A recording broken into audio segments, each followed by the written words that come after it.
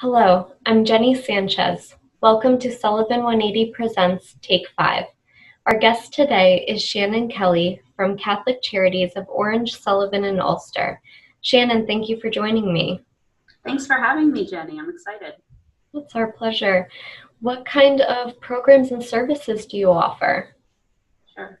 So we have our social safety net services, which I think is what people think of when they think of Catholic Charities, right? People come to us for food. They come to us for financial assistance with things like rent or heat and electric or fuel bills or transportation or medication, right? And we can assist financially. We can also help them navigate those systems to get help that they qualify for elsewhere. We have an immigration legal services team, so we have migration counselors and attorneys who help folks on all stages of their path towards citizenship. But our agency, the majority of what we do, is really to help folks who are dealing with substance use disorder. We take a holistic person-centered approach, and our Monticello campus is a pretty good example of that, because on our Monticello campus you can find all levels of care for someone who is struggling with drugs and alcohol. We have a crisis service unit, which is for folks who are in detox and experiencing, those early symptoms of withdrawal. We have residential treatment for both men and women that stay with us for varying periods of time, but can receive access to daily treatment services. And then we have two sort of tracks in our outpatient programs, right? We have a day rehabilitation program that's an intensive 5-day-a-week program. And then we have the outpatient clinic where people from the community can come to us and they can get access to individual counseling, group counseling, family therapy. And I should mention that all of our clients and all of those levels of care have access to medication-assisted treatment from our doctors and nurse practitioners.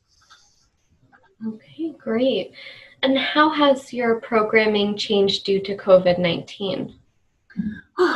COVID-19 has really changed a lot of different things. I mean, I think when it first hit last March, our initial concern was really the safety and health of our staff and of the people in our residential care who live with us, right? For outpatient, one of the biggest changes has been a transition to telehealth for the majority of our services, right? Telehealth allows us to continue to some extent that person-centered approach that we like to take. So we have video call options where folks engage in therapies similar to what you and I are doing, right? But we also have currently telephonic options for people who don't have access. We also have some in-person services still available. It really depends on the person, where they're at, how we can best treat their issues with chemical dependency. And so requests for food. We've always had sort of a small food closet on our Monticello campus where we would help people as they came in. But during 2020, we had to stock it more frequently. I think we've distributed somewhere near 3,000 meals. And some of that is people coming to our campus to get the food, but some of it is us doing home delivery to people who are quarantined or isolated and can't leave. They call us, we send the food out to them. And then we've held a couple of pop-up pantries, that's what we're calling them, where we sort of have a lot of food available in an outside venue. We did one in Monticello and one in Ferndale. What can county residents do to help your organization? I think the biggest thing they can do is help us spread the word to those in need, right? We want our services to reach everyone in Sullivan County that might need them. And particularly right now, when county residents see their friends, families, neighbors dealing with isolation, dealing with depression, maybe self-medicating with drugs and alcohol to sort of manage all of that, all of what's been going on for all of us the last 10 months or so. the best thing they can do is find out about us and share information about us, and encourage those in their family, those in their social circles, to reach out to us for help so that we can be there. I think that's the most important thing. The other thing I would say is that I mentioned the pop-up pantries that we did last year. We are really planning to ramp that up a bit in 2021 and have many more in various parts of Sullivan County. We're going to partner with the Food Bank for the Hudson Valley on that. And so we will be in need of volunteers. So stay tuned for the exact dates and locations, but we are going to need volunteers in addition to our staff to help out. How can people stay in touch with Catholic Charities?